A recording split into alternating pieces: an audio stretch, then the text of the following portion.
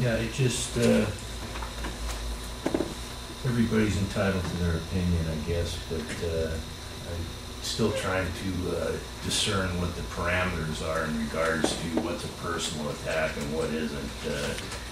Mr. Yount's comments to me, you know, he's entitled to his opinion, but I think if you look at the videos, you know, sensationalizing what's happening or putting some weird spin on it to present your point of view, like Mr. Yount is doing, you know, people need to take that in context.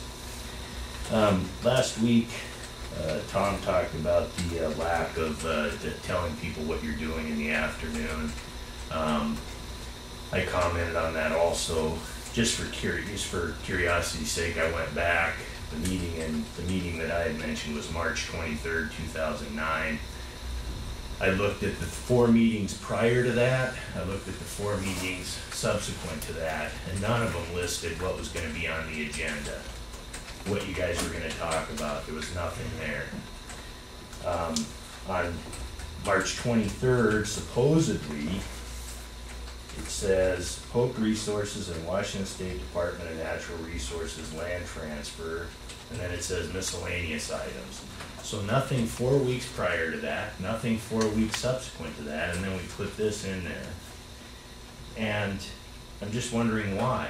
Why did this get supposedly special attention? Because I look at the agenda before I come in here, and I don't recall seeing that on the agenda. After the meeting, Mr. Morley hands this to me and says, well, here it is. And I asked him, is that the agenda that's made up before the meeting or the one that's made up after the meeting, right? Because we both know that we have this index agenda that we change after the meeting's over to try to make it look like we put stuff on the agenda to tell people what was going on before the meeting. Remember those, right?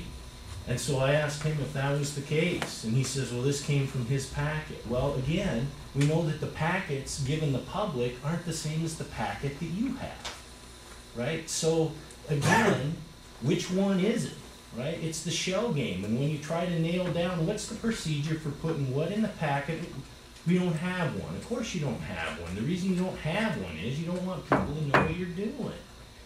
So, again, miscellaneous items was there on March 23rd. What's a miscellaneous item? Well, there's all kinds of stuff, I guess. Well, there's nothing from what happens on these minutes. There's no miscellaneous items. It says, all the minutes say is,